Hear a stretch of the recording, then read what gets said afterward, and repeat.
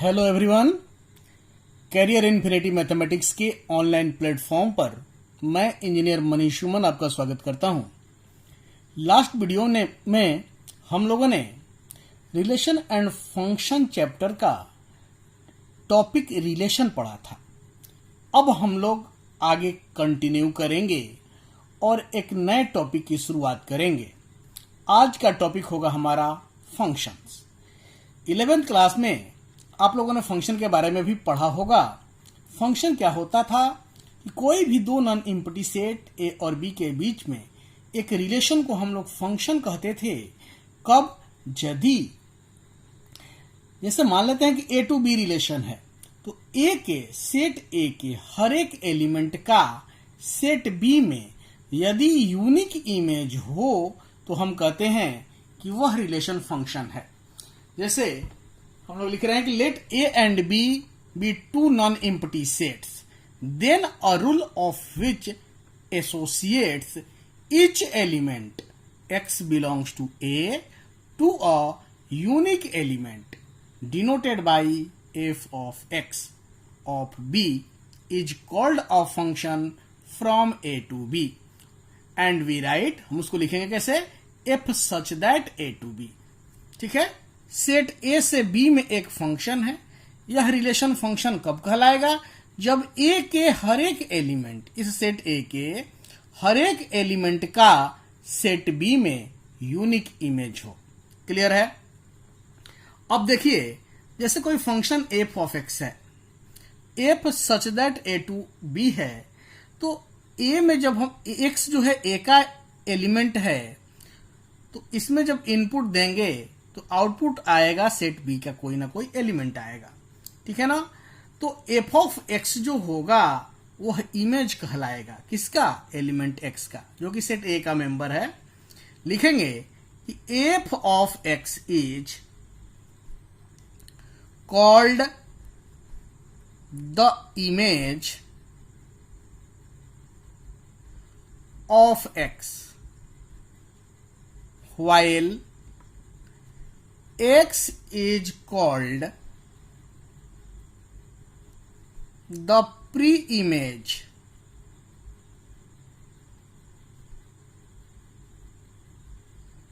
of f of x।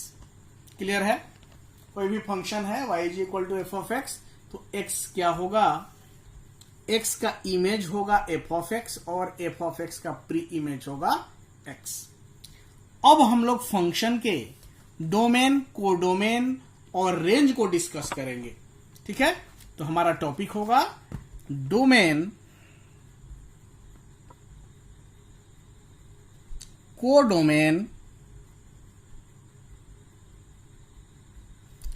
And range of a function.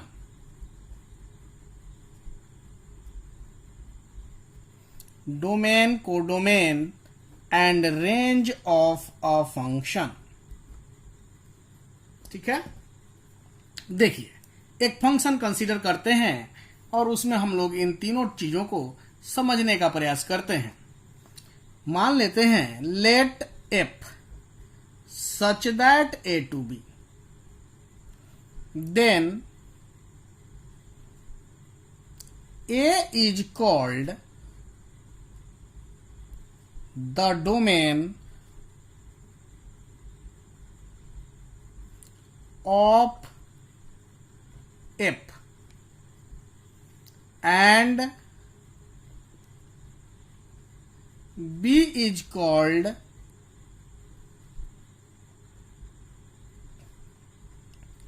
the codomain of f। ठीक है, कह रहा है कि फंक्शन कोई ए टू बी डिफाइन है, इसका मतलब कि सेट ए जो है डोमेन है और बी क्या है? कोडोमेन है। अब देखिए, हम ले लेते हैं कि फंक्शन का डिफिनीशन ले लिया जाए। जैसे and f of A is equal to f of x such that x belongs to a। is called the range of f। देखिए x क्या है, सेट ए का एलिमेंट है, तो इस x को फंक्शन में एज ए इनपुट जब डालेंगे तो हमें क्या मिलेगा, f ऑफ x। अब f ऑफ x का जो सेट होगा वह f ऑफ a होगा, यानी इस फंक्शन f का क्या कहलाएगा, रेंज कहलाएगा। एक एग्जांपल लेते हैं, as for example let a is equal to 1 2 3 4, b is equal to 1 4 9 16 and 25. Consider the rule f such that a to b such that f of x is equal to x square for all x belongs to a। यानी x जो set a का member है, हर एक x के लिए f of x बराबर क्या है, x स्क्वायर है। इसको समझने का प्रयास करते हैं। देखिए ये हो गया आपका 1 2 3 4, सेट ए हो गया, ये समझिएगा, ठीक है। उसके बाद जो सेट बी है कुछ ऐसा 1 4 9 16 25, ये सेट बी है। अब देखिए f x is equal to क्या है भाई, एक्स स्क्वायर है, तो 1 का स्क्वायर क्या होगा 1, 2 का 4, 3 का 9, 4 का 16। क्लियर है। अब देखिए सेट ए का हर एक एलिमेंट का सेट बी में यूनिक इमेज है, इसलिए यह एक फंक्शन है। ए टू बी यह एक डिफाइंड फंक्शन है। हम देख रहे हैं क्या कि since each element of capital A, that means set A, has unique image in B. So F is a function from A to B। जब सेट A के हर एक एलिमेंट का सेट B में यूनिक इमेज हो तो हम कहेंगे कि F क्या है, A to B एक फंक्शन है। अब ध्यान दीजिए यहां पर f ऑफ 1 करने पे यही मिल रहा था ना, तभी तो यही इसका इमेज हुआ, यानी f of 1 is equal to 1 square यानी कि 1। देख लीजिए f ऑफ 2 क्या होगा 2 स्क्वायर यानी 4, f ऑफ 3 क्या होगा 3 स्क्वायर यानी कि 9, और f ऑफ 4 क्या होगा 4 स्क्वायर इज इक्वल टू 16। ठीक है। अब देखिए डोमेन की बात करें हम, इस फंक्शन का डोमेन क्या होगा भाई, किसका डोमेन, f का, तो सेट ए ही होगा ना, यानी सेट ए में क्या था 1 2 3 4। को डोमेन क्या होगा, हमने पढ़ा कि किसी भी फंक्शन का को डोमेन क्या होगा, ए टू बी है तो बी हो जाएगा, यानी बी में क्या था 1 4 9 16 25। अब बात हम करेंगे रेंज की, फंक्शन का रेंज क्या होगा। देखिए तो रेंज के बारे में हमने यही पढ़ा कि हर एक एलिमेंट का सेट, डोमेन के हर एक एलिमेंट का जो इमेज होगा उनका सेट रेंज कहलाएगा। तो यहां देखिए क्या क्या इमेज है, 1 है 4 है 9 है 16 है, 25 तो किसी का इमेज है नहीं, तो यहां पर जो रेंज होगा 1 4 9 16, बस इतना ही है। यही इसका रेंज हो जाएगा। क्लियर है? मैं समझता हूं कि आप लोगों को समझ में आया होगा। अब हम इसी को आगे कंटिन्यू करेंगे और फंक्शन के टाइप्स डिस्कस करेंगे। अब हम लोग टाइप्स ऑफ फंक्शन पढ़ते हैं। फंक्शन के टाइप में जो हम लोग पहला टाइप पढ़ेंगे वह है वन वन फंक्शन, जिसको कि हम लोग इंजेक्टिव फंक्शन भी कहते हैं। कोई भी फंक्शन वन वन कब कहलाएगा? जब इसके डोमेन के हर एक एलिमेंट का कोडोमेन में अलग अलग इमेज हो, अलग अलग प्रतिबिंब हो, तो वह फंक्शन क्या कहलाएगा? वन वन फंक्शन कहलाएगा। चलिए लिखते हैं। A function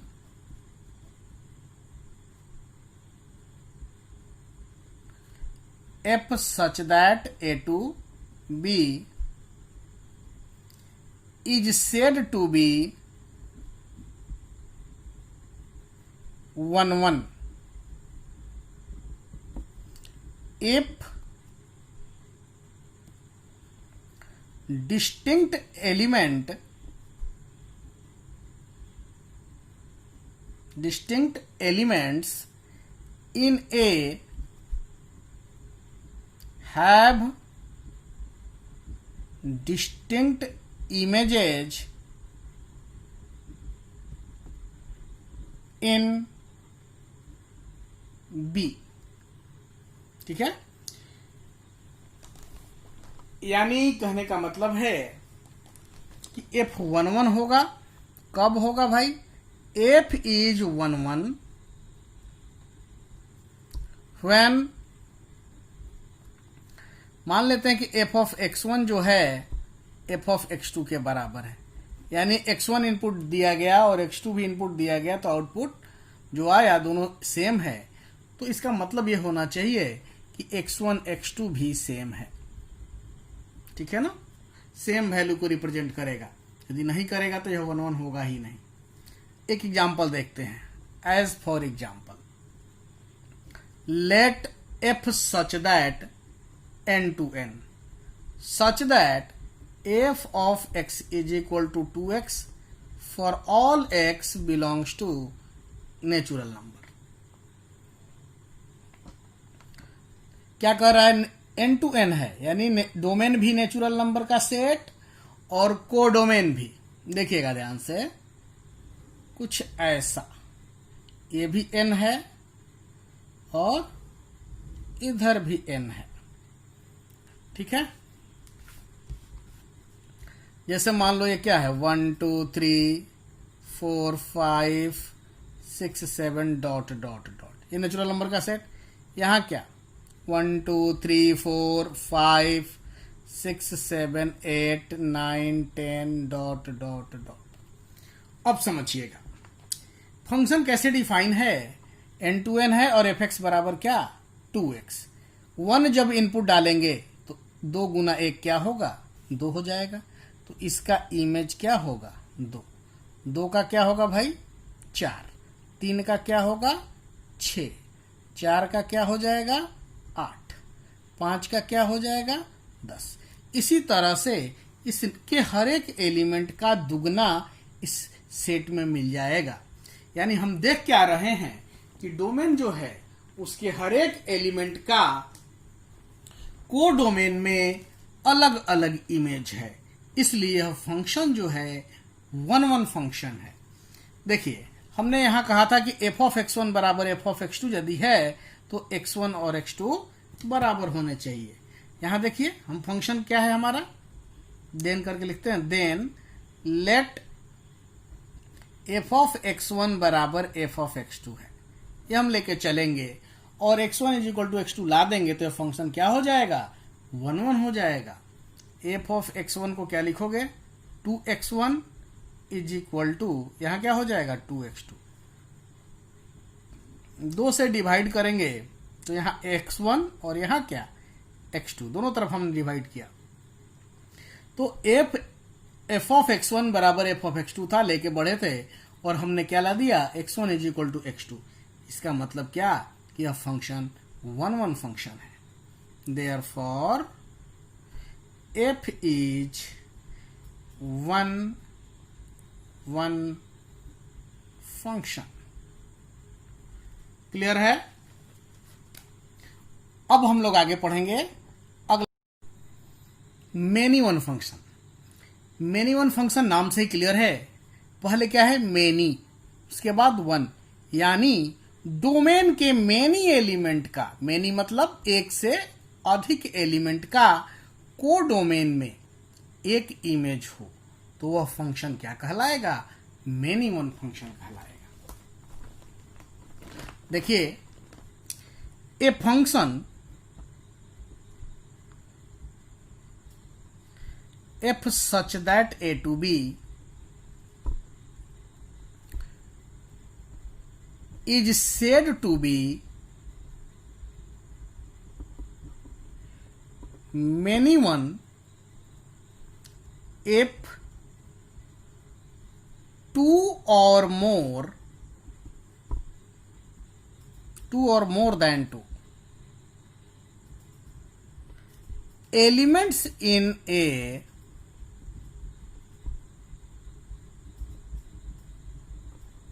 have the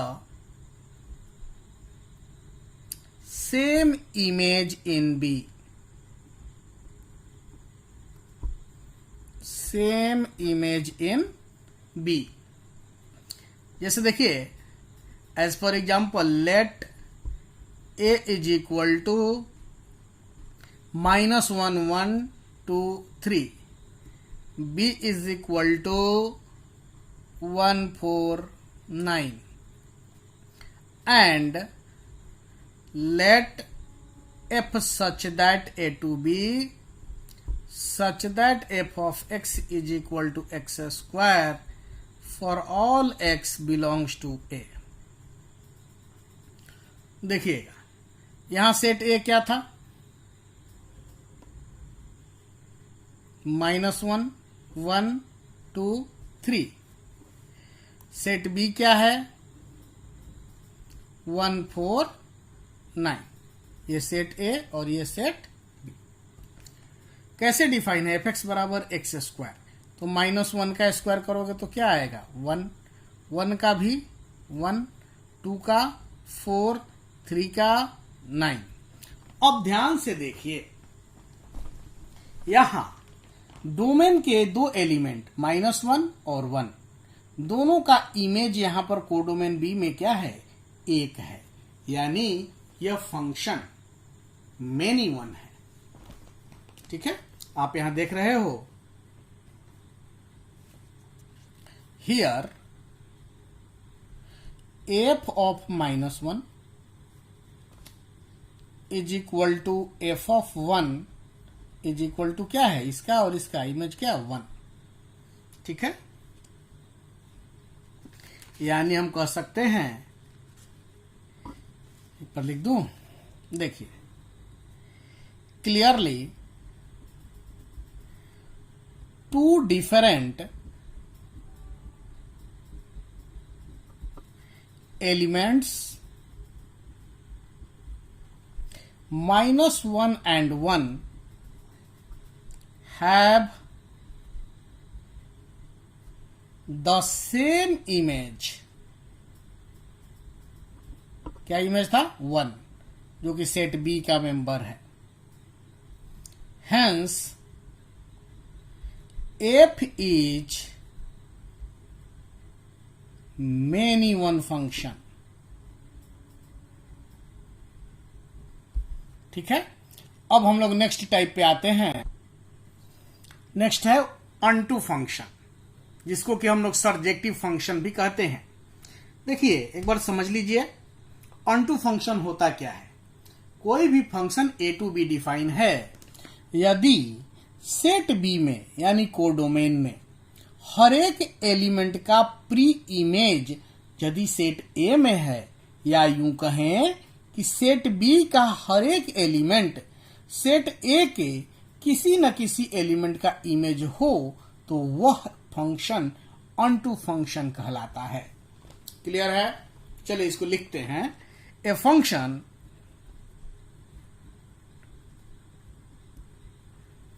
f such that a to b is said to be unto if every element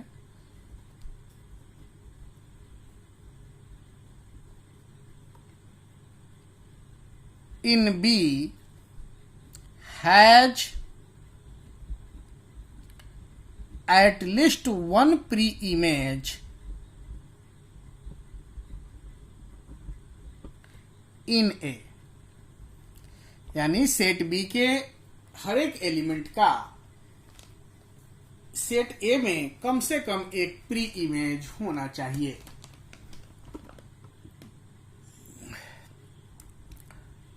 Thus, if F is unto, then for each Y belongs to B, there exists at least one element X belongs to A such that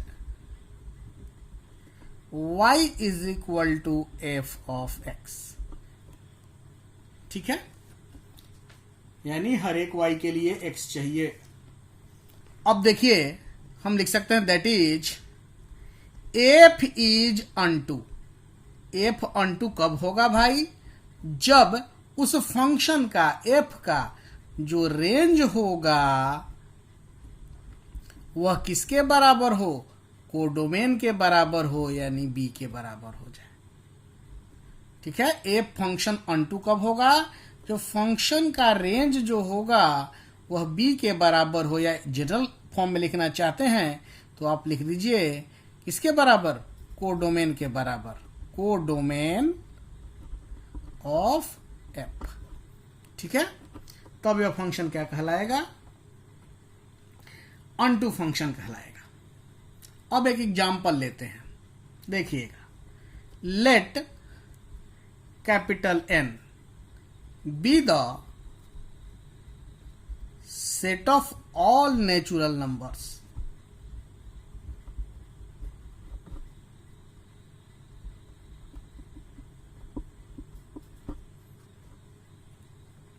and let E be the set of all even natural numbers। Let F such that N to E such that F of X is equal to 2x for all X belongs to N। ठीक है, हम जो एक example ले रहे हैं वह एक फंक्शन है जिसका डोमेन नेचुरल नंबर है और कोडोमेन क्या है? इवन नंबर है, इवन नेचुरल नंबर है। ठीक है, अब देखिए वास्तव में हमने क्या लिया है, कुछ ऐसा।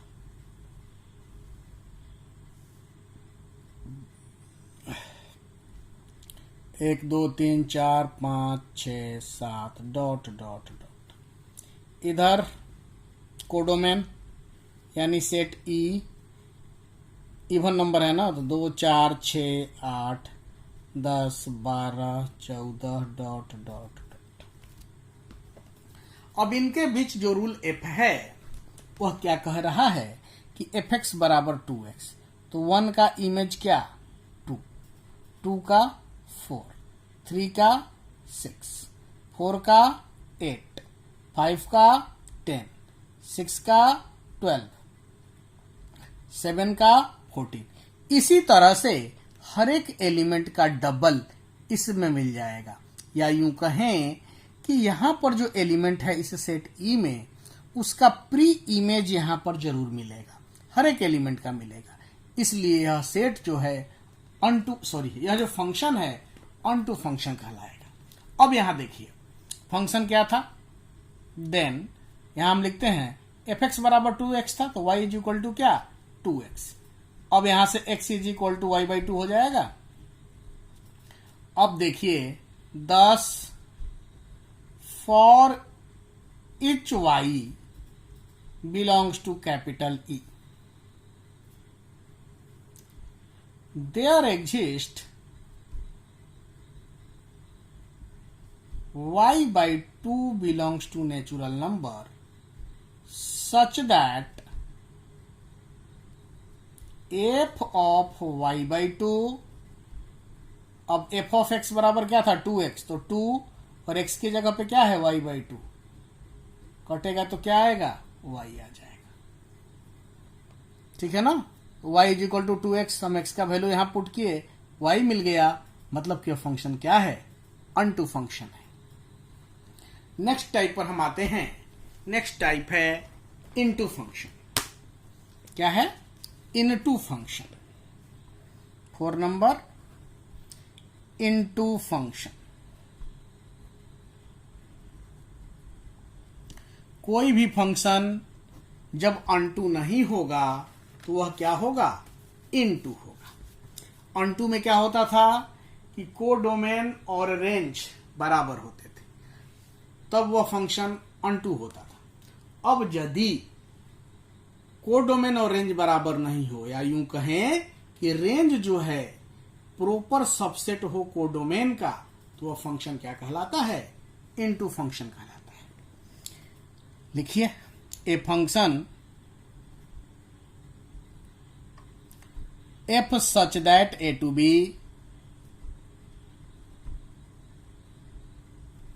is said to be into if there exists even a single element in B having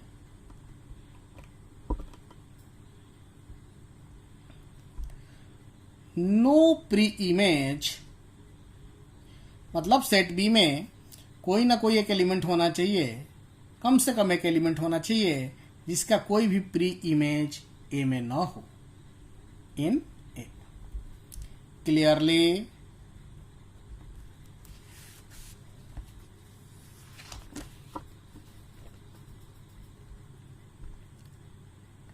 F is into. Into कब होगा भाई, जब रेंज जो होगा फंक्शन का वह क्या होगा प्रॉपर सबसेट होगा, किसका कोडोमेन का, यानी कोडोमेन ऑफ एफ। एग्जाम्पल ले लेते हैं। Let A is equal to 2 3 5 7, b is equal to 0 1 3 5 7. Let f such that a to b such that f of x is equal to x minus 2. Then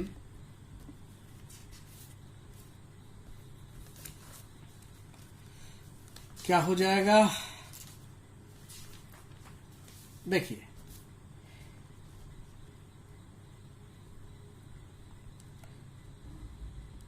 यहां समझिएगा, यहां से लिख देते हैं then.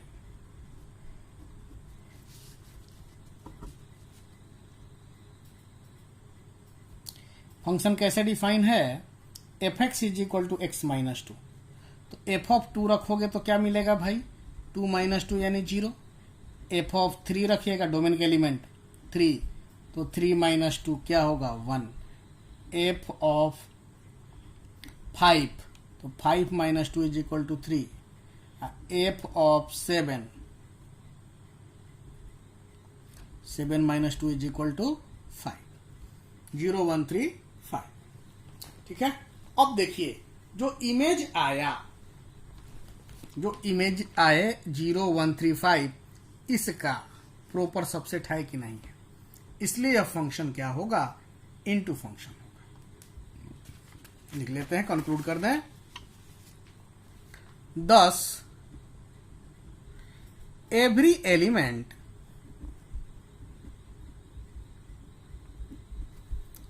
in A has a unique image in B. Now, कह सकते हैं every element in A has a unique image in B। और एक और चीज आप देखिए, now there exist 7 का हम लोग का जो एलिमेंट क्या क्या थे, डोमेन में क्या क्या था भाई, थोड़ा सा ध्यान दे दीजिए। 2 3 5 7 और कोडोमेन में 0 1 3 5 7 यही था ना। तो जो कोडोमेन में 7 है वह किसी का इमेज नहीं है, या यूं कहें कि उसका कोई भी प्री इमेज सेट ए में नहीं है। इसलिए now there exist 7 belongs to B having no pre image in A, therefore f is into. यहां एक बात ध्यान से देखिएगा, आप ध्यान दे दो। हियर रेंज जो था फंक्शन का रेंज, ये क्या है, यही ना 0 1 3 5। यह जो है प्रॉपर सबसेट है किसका, कोडोमेन बी का, इसलिए ही यह फंक्शन इनटू फंक्शन होगा। ठीक है, अब हम लोग आगे बढ़ेंगे और नेक्स्ट टाइप डिस्कस करेंगे। नेक्स्ट है बाइजेक्टिव फंक्शन, यानी कि 1 1 अनटू फंक्शन। नाम से ही क्लियर है कि कोई भी फंक्शन जो 1 1 भी हो और अनटू भी हो, वो फंक्शन 1 1 अनटू कहलाएगा, यानी बाइजेक्टिव फंक्शन कहलाएगा। लिख लीजिए, A11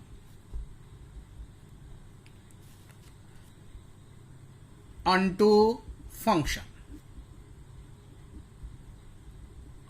is said to be bisective or a 1-to-1 correspondence।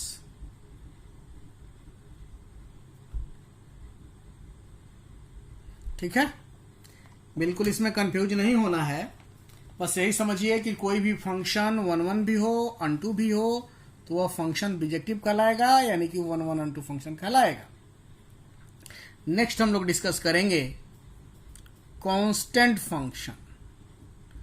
11th class में भी मैंने पढ़ाया होगा, फिर भी इसको एक बार रिकॉल करा देते हैं। कांस्टेंट फंक्शन नाम से ही क्लियर है कि इनपुट कुछ भी डालेंगे आउटपुट हमेशा सेम आएगा, यानी कांस्टेंट आएगा। यानी कहने का मतलब है कि डोमेन के हर एक एलिमेंट के लिए जो फंक्शन का वैल्यू होगा सेम होगा, तो वह फंक्शन क्या कहलाएगा, कांस्टेंट फंक्शन कहलाएगा। A constant function f such that A to B, sorry ये कांस्टेंट नहीं, a function f such that a to b is called a constant function if every element of A has the same image in B, सबका image same हो। As for example लेट A is equal to 1 2 3, B is equal to 5 7 9। मान लेते हैं कि late F है जो A to B है, such that F of x is equal to 5 है for all x belongs to A. ठीक है ना, फंक्शन एक्स कुछ भी रखो, ए का कोई भी एलिमेंट रख दीजिए, एफ एक्स का वैल्यू क्या आएगा, 5 आएगा। तो हम कह सकते हैं clearly every element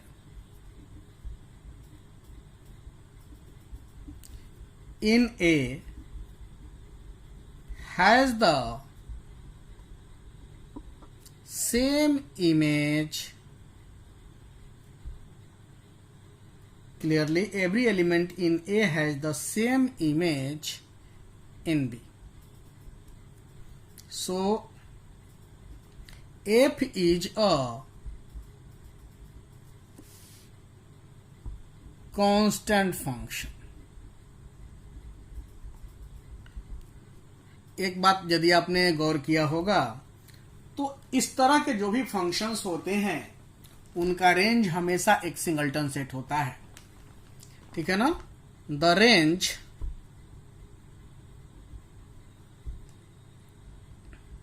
of a constant function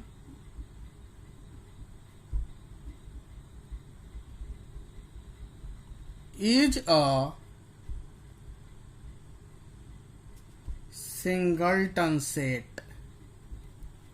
ठीक है, अब हम आते हैं इसके अगले टाइप पर, आइडेंटिटी फंक्शन। 11th में भी हमने पढ़ा था कि कोई भी फंक्शन आइडेंटिटी कब होता है, जब उसमें इनपुट कुछ भी डालिए आउटपुट भी वही आ जाए। 1 इनपुट डाल रहे हैं तो आउटपुट भी 1 आए, 2 डाल रहे हैं तो आउटपुट भी 2 आए।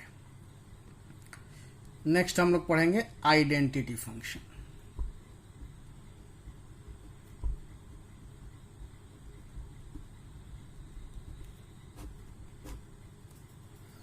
क्या हो जाएगा, देखिए, द फंक्शन आई ए इस तरह से रिप्रेजेंट करते थे, हमने पहले भी बताया है। Such that A to A, such that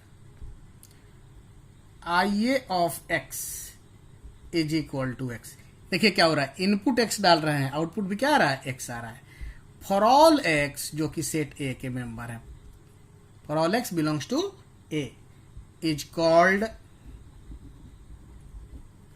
an identity function. An identity function किस पर, तो सेट ए पर। ठीक है ना, अब यहां एक बात समझिए, डोमेन जो होगा इस फंक्शन का वो क्या होगा, ए टू है ना, तो ए ही हो जाएगा। और रेंज क्या होगा भाई, रेंज भी इस फंक्शन का ए ही होगा। क्यों ऐसा होगा, क्योंकि आपको पता है कि यह ऐसा फंक्शन है कि जितना इनपुट डालेंगे आउटपुट भी उतना ही आएगा। नेक्स्ट टाइप हम डिस्कस करने जा रहे हैं इक्वल फंक्शन।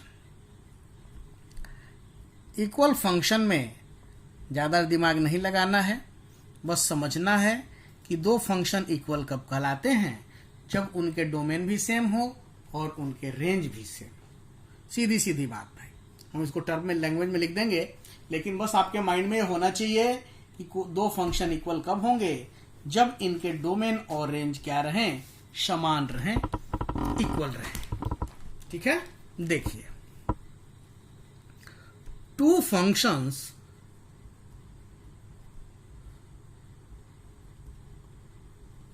नाम दे देते हैं f and g, having the same domain